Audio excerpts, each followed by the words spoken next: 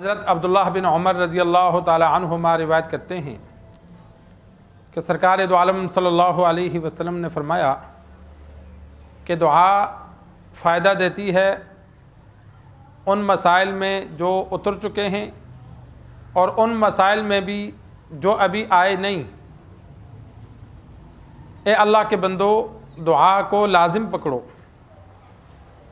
سرکار دو عالم صلی اللہ علیہ وسلم نے فرمایا جو مصائب، جو پریشانیاں انسان پر آ گئیں ان کے لیے بھی دعا فائدہ مند ہے، اور جو نہیں آئیں ان کے لیے بھی فائدہ مند ہے۔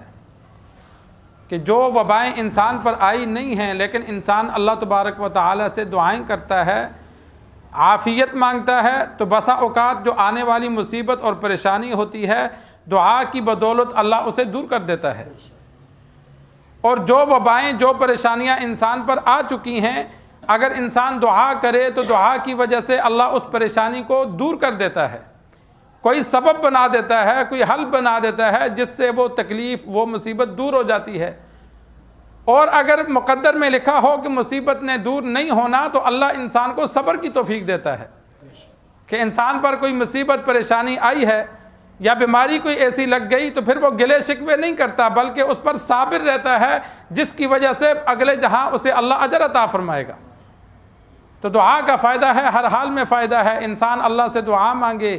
حدیث میں موجود ہے کہ دعا کی قبولیت کی شرائط پائی جائیں کہ انسان حرام نہ کھاتا ہو، حرام نہ پہنتا ہو۔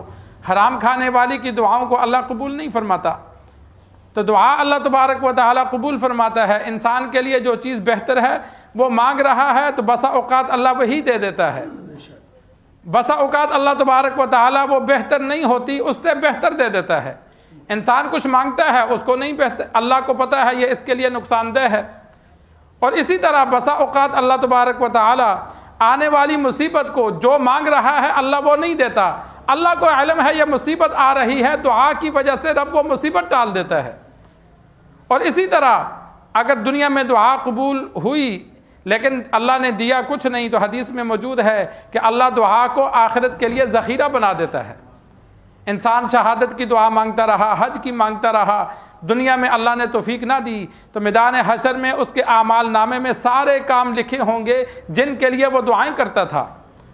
تو اللہ سے عرض کرے گا یا اللہ یہ تو میں نے نہیں کیے، اللہ فرمائے گا تو نے مجھ سے مانگا تھا، میں نے توفیق نہیں دی تھی، اگر میں توفیق دیتا تو تو یہ کام کرتا، مال دیتا تو تو حج کرتا، مال دیتا تو تو مسجد بناتا، تیری تمنا تھی، تو نے دعا مانگی تھی لیکن میں نے دنیا میں تجھے نہیں دی تو اس کے بدلے میں تجھے ثواب عطا کر دیا کہ تو کرتا بھی تو ثواب ہی ملتا، تو بغیر کیے میں نے تجھے ثواب عطا کیا۔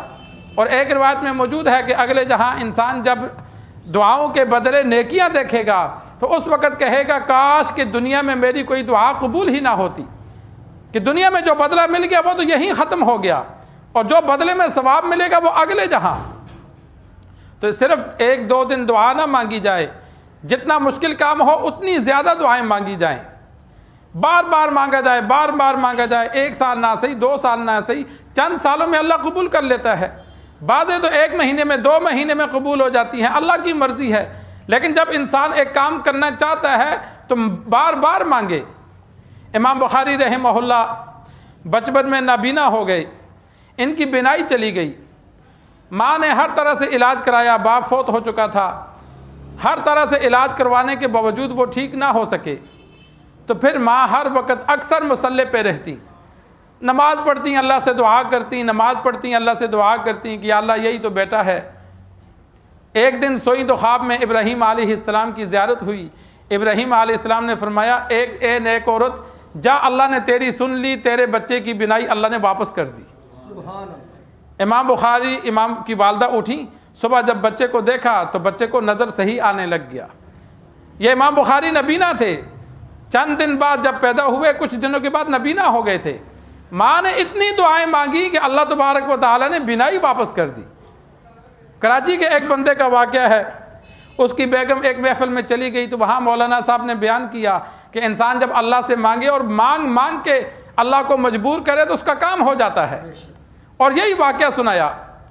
تو اس عورت کا بھی بچہ نابینا تھا، نظر کمزور تھی، دن بدن ختم ہوتی جا رہی تھی، تو اس نے دعائیں مانگی مانگی مانگی، تو واقعے میں لکھا کہ سال بعد سال بعد اس کے دل میں ایک تڑپ پیدا ہوئی تو اس نے خاوند کو فون کیا کہ جلدی آؤ، بچے کو ہاسپٹل لے کے جاتے ہیں۔